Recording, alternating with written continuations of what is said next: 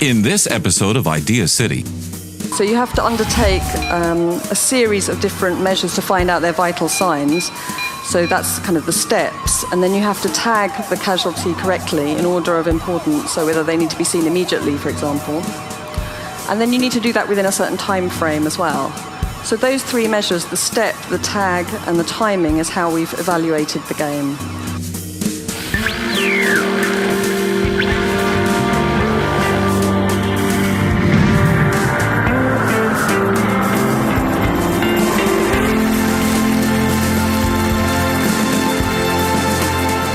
Idea City, the smartest people, the biggest ideas. To confirm what Philip said about where the thing is going, I did do a little research and I learned that there are currently close to 100 virtual world applications available, and there's probably another couple of hundred in process right now. Some of them target specific populations, others cater to broader audiences, and the direction in which they're headed, in fact, is towards varied experiences of all kinds, including business, cultural activity, and educational capability. So that leads us, I think, quite nicely to our next speaker, who is Sara de Freitas. She's from the University of Coventry, of all places, which has decided, I don't know who decided that unless it was under your influence, that they wanted to become a leader in the use of games beyond entertainment. They see games as shifting towards uses that can support education, health, training, and Sara is the woman who heads up what they call the Serious Games Institute. Yes, come on up here, Sara.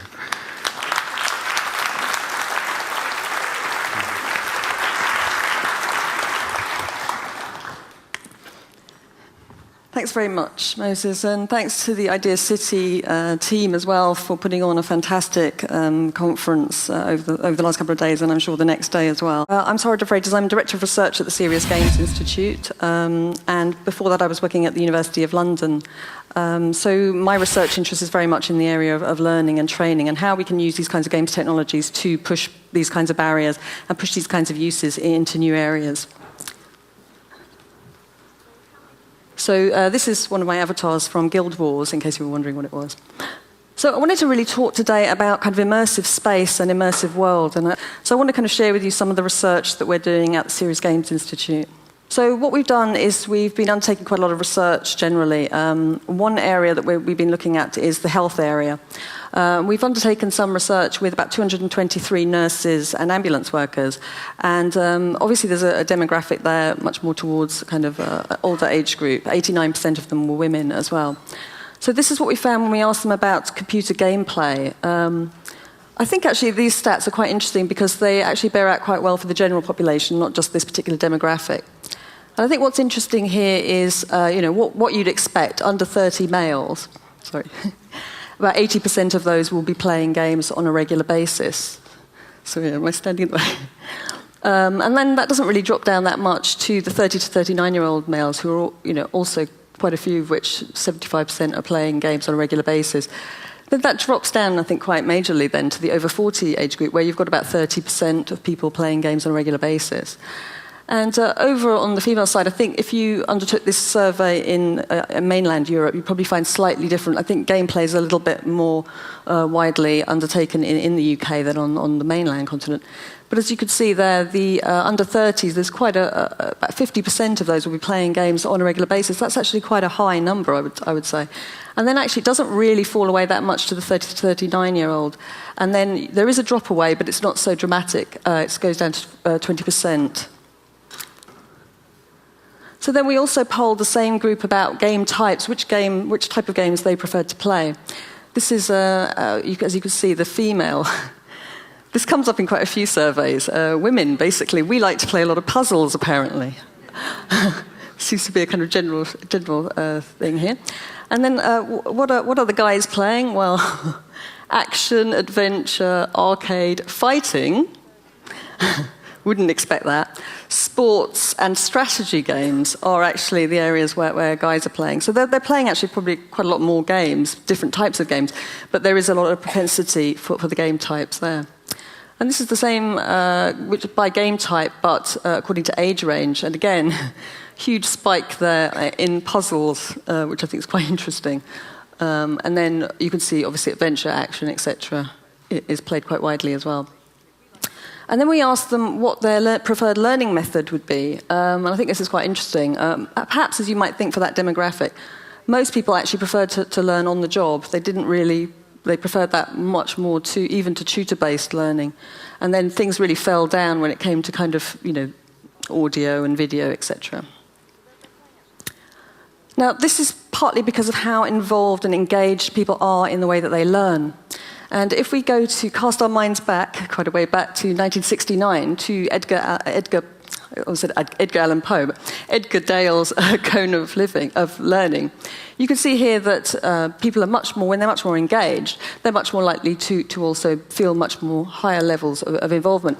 So if they're doing the real thing, if they're simulating the real thing, or if they're doing a dramatic presentation such as today, they're much more likely to remember it. And as Philip was talking about, memory is a big factor here for immersive learning.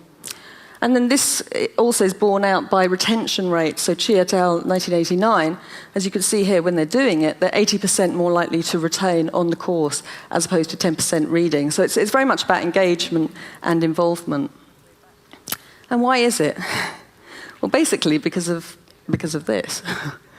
And that's basically how we're engaging with the environment, how we're interacting with that environment, and how we're doing that on a sensory level. So that engagement with the world, obviously, and behind that, the neurological processes that are going on, is something which is really a key driver now in the research that we're looking at. And we want to know much more about how this is occurring so that we can actually design learning experiences that are more engaging, that are more immersive and more interactive, so that people will remember these things for longer. And that's why we're actually very focused on work around neurological functioning. And a lot of the work we're doing is looking at brain scanning, for example, using NIRS technology or MRI. When we come back. Obviously, it's important for games and virtual worlds. But we're also very interested in this link between real and virtual worlds. So these kind of hybrid spaces that are opening up, or smart spaces, and those kinds of interactions. So this kind of framework is something that we're using to try and test and evaluate that kind of area. Get the latest Idealist news, presenter information, and watch streaming video at www.ideacityonline.com.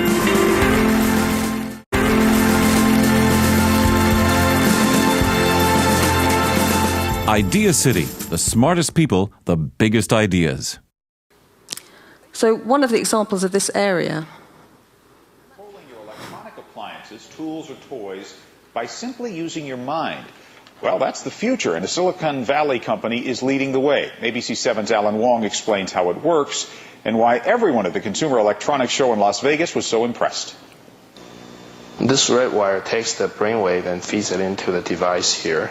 This patented device created by NeuroSky in Silicon Valley uses a mathematical secret that turns brainwaves into commands. We essentially created a bunch of different algorithms.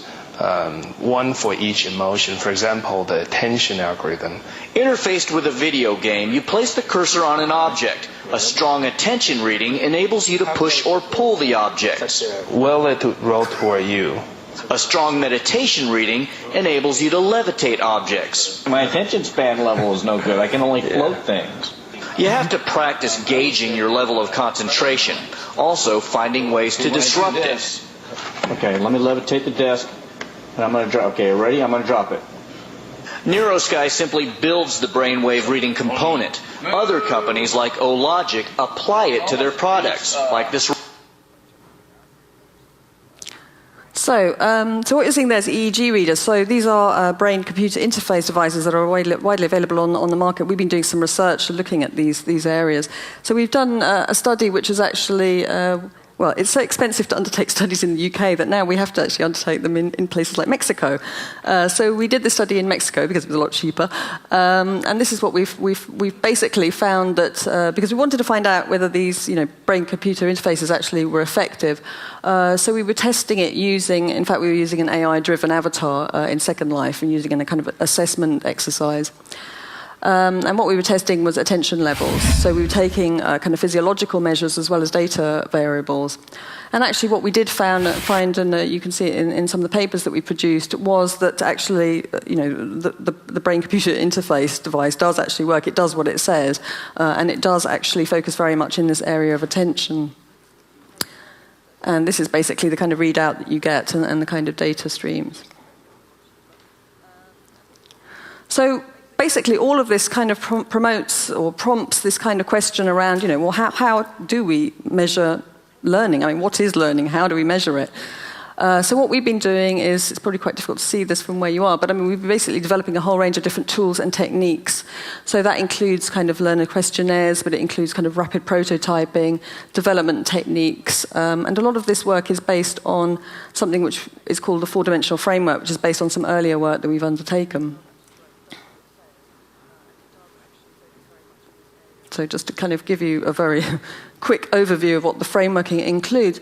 So basically this idea around the learner, so how do we model the learner? How do we profile them? How do we understand more about them? So a lot of the work we're doing is around this idea of perceptual modeling, so how we interface with the environment and trying to understand that a bit more.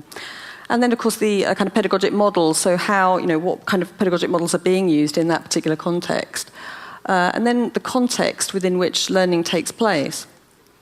That's the environment or the disciplinary context, for example. And then finally, the kind of the representation itself. That's the diegesis, the world of the game itself or of the virtual world itself. And that includes, kind of how high does that fidelity need to be? How interactive does it need to be? And importantly, this kind of strange mystery kind of term, kind of immersion, what does immersion mean? We still don't really know what it means, but we suspect it's something to do with flow, to do with narrative, and to do with this kind of more seamless experience. So this area is obviously it's important for games and virtual worlds, but we're also very interested in this link between real and virtual worlds. So these kind of hybrid spaces that are opening up, or smart spaces, and those kinds of interactions. So this kind of framework is something that we're using to try and test and evaluate that kind of area. So I'm going to show you a series game, because probably it looked like not many people in the audience actually had played one before or seen one even. This is probably like the most kind of high-tech kind of one you're probably going to see. And basically it's developed out of a project called the Serious Games Engaging Training Solutions Project, which is a £2 million technology strategy board, part-funded project, developed by TrueSim, which is a division of Blitz Games, which is one of the biggest kind of games companies in the UK. And the idea is that you're a medic arriving at the scene of, there's been an explosion in a busy urban area, and you're the medic arriving, and you have to sort through the casualties in order of priority.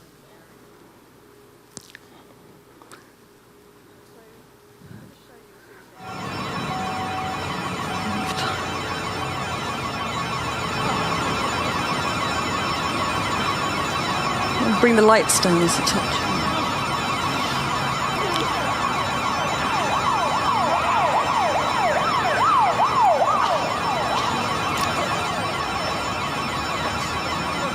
So the basic idea is that you have to sort through the casualties. So you have to undertake a series of different measures to find out their vital signs. So that's kind of the steps. And then you have to tag the casualty correctly in order of importance, so whether they need to be seen immediately, for example. And then you need to do that within a certain time frame as well. So those three measures, the step, the tag, and the timing, is how we've evaluated the game against a traditional method, a tabletop method of training. So I think the interesting thing about this project is it's developed on Blitz Games' proprietary games platform. It's very, very high quality. They've used medical scanning to scan the representation of the victims in. They're using intelligent procedural generation of assets, which means it's all code-driven, it's not animated, which means you can reuse assets more easily. And we've done this all with subject matter experts. TrueSim have developed this with Celex, which is a training company, and University of Birmingham and University of Coventry have provided the academic support. And then here you can see the kind of feedback that they would get after they've sorted through. So that will tell you, have you done it correctly in the correct order, etc. And then here are the results, which are actually quite significant, we believe. So the tagging accuracy, we found a significantly higher accuracy for the game. that was how whether it was immediate, etc. The step, that's how they took the correct measures, the vital sign measures, significantly more accurate again for the game. And the time taken was no significant difference. However, we believe that if we'd given an extra 15 minutes for people to actually learn the game before they did the study, then there would have been significant difference in this category as well. Basically, this guy has suffered a head injury and is dying, effectively. This has all been done with subject matter experts. So you can kind of get an idea of the level of realism, which is obviously going to be very useful as a training tool. Great ideas are meant to be shared. Join the discussion on Facebook.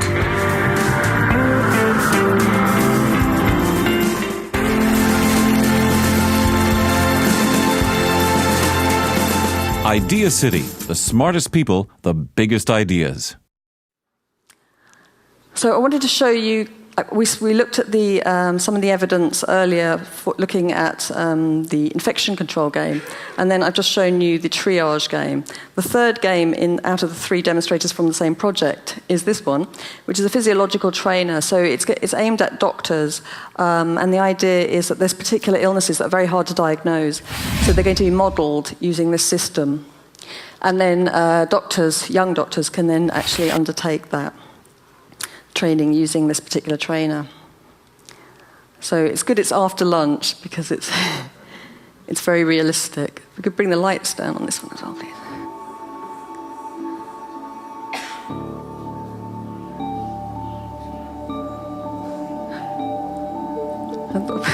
The soundtrack isn't normal with this particular clip, but anyway, I think it's adding something. So as you can see, I mean, it's very, very realistic. Basically, this guy has suffered a head injury and is dying, effectively. This has all been done with subject matter experts. So you can kind of get an idea of the level of realism, which is obviously going to be very useful as a training tool. Sorry, everyone.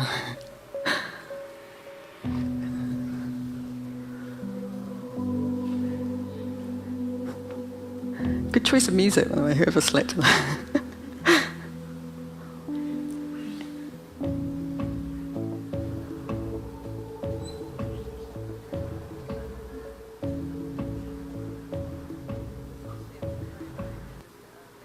So then just to kind of wrap up, I mean, obviously there's a lot going on in this field. It's, obviously 20 minutes is not really very much time to kind of give you an idea of the amount of different work we're doing in this area, and we're doing some very exciting work.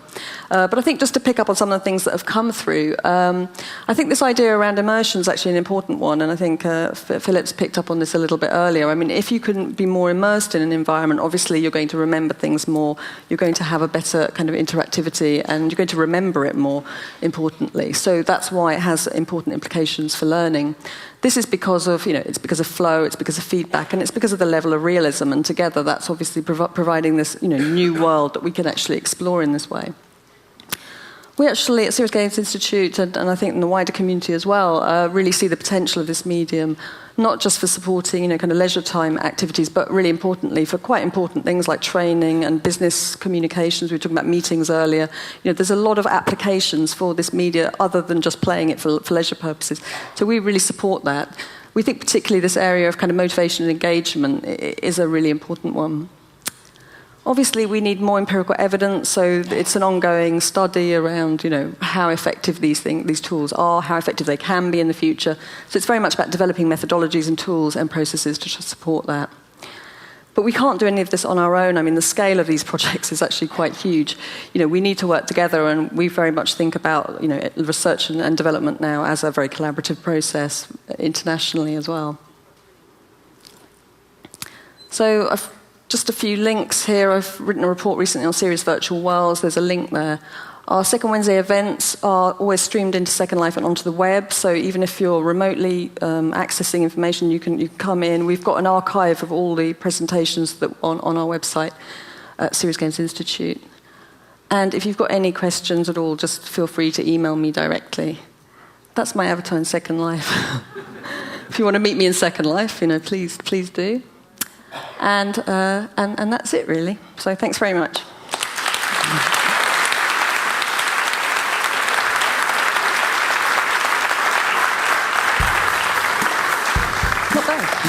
Thank you, Sarah.